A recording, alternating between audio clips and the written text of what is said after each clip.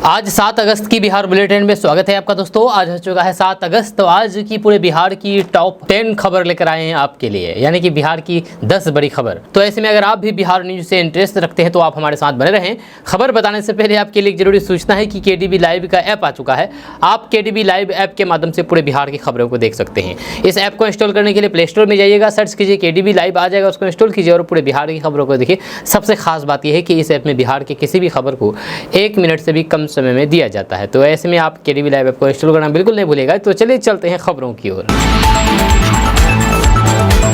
दोस्तों, बिहार के अररिया के रानीगंज में खाली जगह पर पुल बनाने का मामले का खुलासा हो गया है। यहाँ कुछ दिन से मीडिया पर यह खूब चर्चा हो रही थी कि पुल जहाँ पर बना है वहाँ पर ना सड़क है और ना ही कोई नदी है। यह खाली जमीन पर पुल बना दिया गया है। अब इसके पीछे की जो सच्चाई है वो सामने आ गई, हम आपको भी बता रहे हैं। आपको बता दूं कि इस पुल के तस्वीर के वायरल होने पर RWD ने स्पष्टीकरण दिया है, यानी कि ग्रामीण कार्य विभाग ने स्पष्टीकरण जारी कर दिया है। RWD के अपर मुख्य सचिव ACS दीपक कुमार सिंह के अनुसार ये तस्वीर दुलारदाई नदी पर बनी पुलिया की है। इसे तब खींचा गया जब नदी का तल सूख गया था। सिंह ने यह भी बताया है कि हमारे पास पुलिया की ताजा तस्वीर है। उन्होंने बताया है कि ये पुलिया 3.2 किलोमीटर लंबी सड़क परियोजनाओं का हिस्सा है, जिसका बड़ा हिस्सा पूरा हो चुका है, यानी कि सड़क भी बन रहा है, जबकि घटनास्थल के आसपास के इलाकों में काम रुका हुआ है। स्थानीय लोगों की सुविधा के लिए पुलिया का निर्माण किया जा रहा था, जब वहीं पर विभाग के अनुसार सड़क का निर्माण 3 करोड़ रुपए से अधिक की लागत से किया जा रहा था और पुलिया का निर्माण मुख्यमंत्री ग्राम संपर्क योजना के तहत किया गया था। यानी कि ये जो पुल बना था ये कोई गलत जगह पर नहीं बना था, बिल्कुल सही जगह पर बना था। जहाँ आपको भले ही यहाँ पर पुल के अलावा नदी और सड़क नहीं दिख रहा हो, लेकिन ये पुल नदी में ही बनाया गया है और सड़क नहीं दिख रहा है क्योंकि सड़क बन रहा है। हालांकि पुल पहले बना दिया गया है और सड़क बाद में बन रहा है। सड़क दोनों तरफ बनकर कंप्लीट हो चुका है। बीच में जो पुल खड़ा है, इस पुल के आसपास सड़क नहीं बन रहा है क्योंकि जमीन का मामला है। जमीन विवाद को लेकर के सड़क नहीं बन पा रहा है। यानी कि ये स्पष्ट हो गया है कि पुल कहीं गलत जगह पर नहीं बना है, पुल सही जगह पर बना है। दोस्तों, बिहार के बेगूसराय में एक हैरत अंगेज कर देने वाला मामला सामने आया है, जहां पर दबंगों की एक बड़ी करतूत सामने आई है। यहां पर एक प्राइवेट स्कूल एंग्लो इंडियन में तकरीबन 250 से अधिक बच्चे स्कूल में बंद है। सबसे बड़ी बात यह है कि ये बच्चे ना तो वो अपने घर जा पा रहे हैं और ना ही उनके परिजनों से मुलाकात हो पा रही है। तकरीबन 1 सप्ताह से ये सारे बच्चे विद्यालय में ही दयनीय अवस्था में रहने को मजबूर हैं। वहीं पर अब विद्यालय के प्राचार्य के द्वारा पुलिस में अब शिकायत करने के बाद अब छात्रों की मुक्ति के लिए कदम उठाए गए। ये पूरा मामला साहेबपुर कमाल थाना क्षेत्र के समस्तीपुर गांव का है, जहां पर एक प्राइवेट स्कूल में बच्चे पढ़ाई करते हैं। तस्वीरों में भी देखा जा सकता है कि किस तरह बुलडोजर के माध्यम से स्कूल के गेट को जाम कर दिया जा रहा है। साथ ही साथ विद्यालय परिसर तक पहुंचने वाले रास्ते में कई जगह बड़े बड़े गड्ढे कर दिए गए हैं, जिससे आवासीय विद्यालय में रहने वाले छात्र बाहर नहीं निकल पा रहे हैं। इतना ही नहीं, दबंग के द्वारा इस बात का भी ख्याल नहीं रखा गया कि बिहार सरकार की महत्वाकांक्षी जल नल योजना की पाइप उस तरफ से गई है। जब गड्ढे करने के दौरान पाइप भी कई जगह से क्षतिग्रस्त हो गया है, जिससे आम लोगों के बीच पानी सप्लाई भी बंद हो गई है।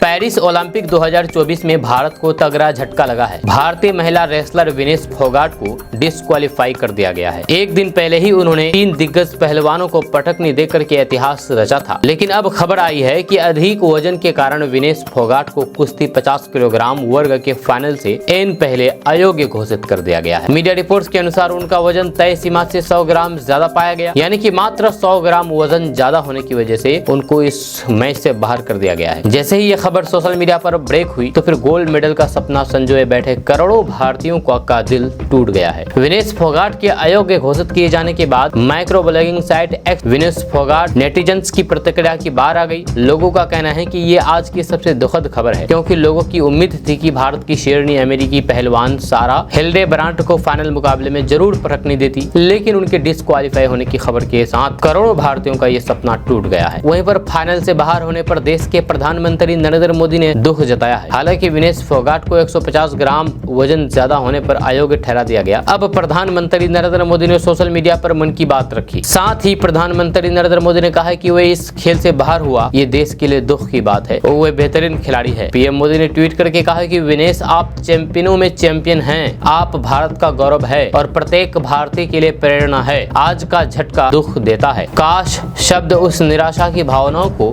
व्यक्त कर पाते जो मैं अनुभव कर रहा हूँ। साथ ही मैं जानता हूँ कि आप लचीलेपन का प्रतीक हैं। चुनौतियों का डट कर के मुकाबला करना हमेशा से आपका स्वभाव रहा है। मजबूत होकर के वापस आओ, हम सब आपके पक्ष में हैं। ये कहना है पीएम मोदी का।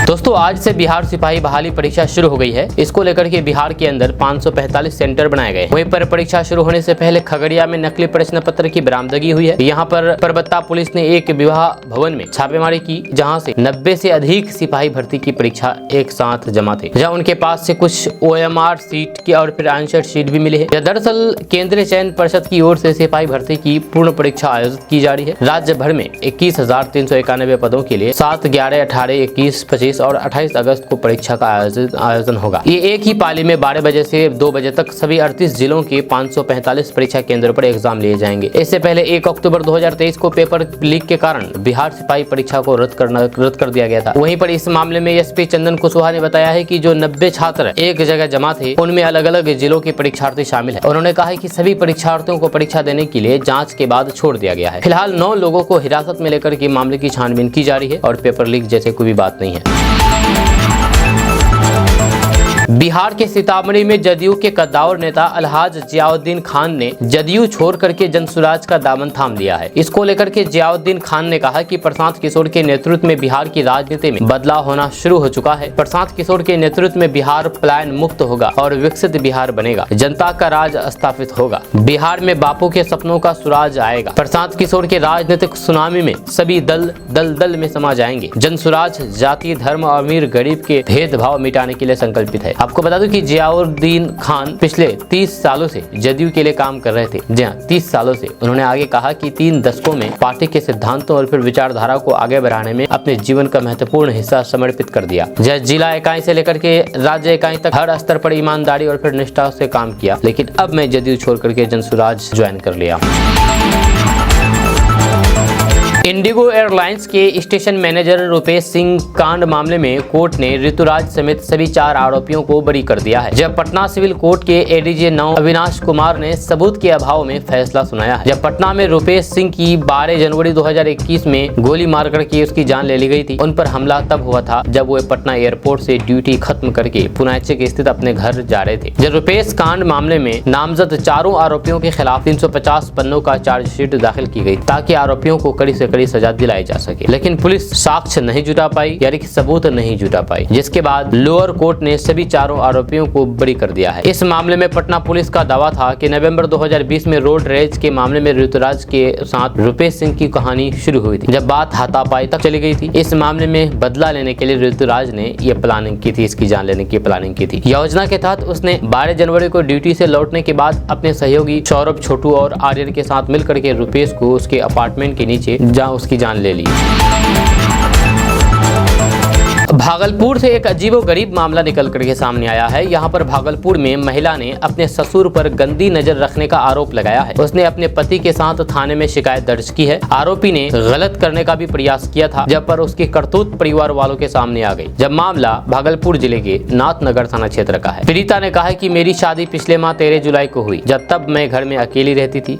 इसी दौरान ससुर ने गलत करने का प्रयास किया। वह गहने दिलाने का लालच देते थे। कई बार इसकी शिकायत मैंने अपने पति से की, लेकिन पति मानने को तो राजी नहीं हुए। रविवार सुबह भी ऐसा ही हुआ, जब मेरे साथ गलत करने की कोशिश की। इसी बीच मेरे पति आ गए और उन्हें सब कुछ पता चल गया। पीड़िता ने कहा है कि बेटे को देख करके पिता भागने की कोशिश करने लगे, तभी उन्हें खदेड़ करके बेटे ने पकड़ लिया और ग्रामीणों को बुलाया। जब गाँव में इसको लेकर के हाई वोल्टेज ड्रामा भी हुआ। इसके बाद ग्रामीणों ने ससुर की जम करके पिटाई कर दी। इसी बीच सूचना पाकर के नाथनगर पुलिस भी मौके पर पहुंच गई। भीड़ से वृद्ध को बचा करके थाना लाया, वृद्ध को थाने से अस्पताल भेज दिया। अब आप सोच सकते हैं कि एक बुजुर्ग अपने बहू पर गंदी नजर रखता हो, ऐसी समाज में ये लोग अगर रहेंगे तो फिर समाज का क्या होगा, आप खुद अब अंदाजा लगा सकते हैं।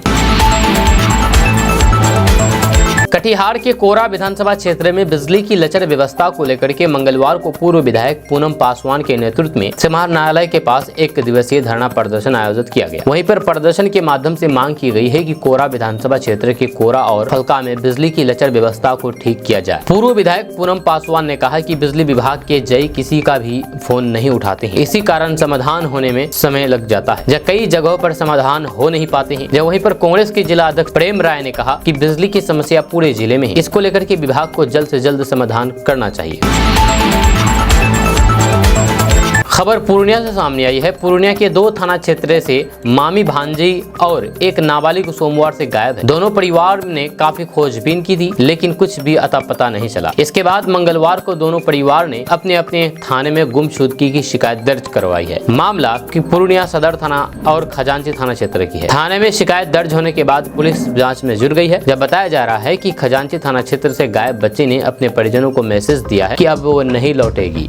जी हाँ, यानी कि जो गायब हुए हैं वे मैसेज भेज दिया है अपने परिवार वालों को कि अब वो घर कभी भी नहीं लौटेंगे। यह सदर थाना क्षेत्र के कालीघाट के रहने वाले प्रशांत नंदी ने बताया है कि सोमवार की शाम मेरी पत्नी निकिता नंदी और भांजी कोयल दास ब्यूटी पार्लर के लिए घर से निकली थी। देर रात घर नहीं पहुंची तो फिर खोजबीन शुरू की गई, लेकिन कुछ पता नहीं चला। जब फोन भी बंद आ रहा है, अब थाने पहुंच करके शिकायत दर्ज कराई गई है। पुलिस को 2 सीसीटीवी फुटेज मिला है। एक सीसीटीवी में खुशकीबाग चौक पर मामी और भांजी एक साथ जाते दिख रही है। दूसरे सीसीटीवी में कटिहार मोड़ पर ई रिक्शा पर बैठ करके जाते हुए दिखाई दे रही है। सदर एसडीपीओ पुष्कर कुमार ने बताया है कि प्रशांत नंदी की भांजी पर किसी लड़के से बात करती थी। सदर एसडीपीओ पुष्कर कुमार ने बताया है कि प्रशांत नंदी की भांजी फोन पर किसी लड़के से बात करती थी। सीडीआर की मदद से छानबीन की जा रही है। वहीं पर दूसरा मामला खजांची थाना क्षेत्र का है। जिला स्कूल रोड स्थित वीर गंगा हॉस्टल से आयुषी सोनी सोमवार दोपहर से लापता है। परिवार वालों ने थाने में एफआईआर दर्ज कराई है। आयुषी दमदहा की रहने वाली है और यहाँ हॉस्टल में रहकर के पढ़ाई करती थी। मिल रही जानकारी के अनुसार लड़की ने सोमवार को मामी और भांजी को मैसेज करके कहा कि हम गाड़ी में बैठ गए हैं, अब नहीं लौटेंगे। फिलहाल पुलिस हर बिंदु पर जांच में जुट गई है।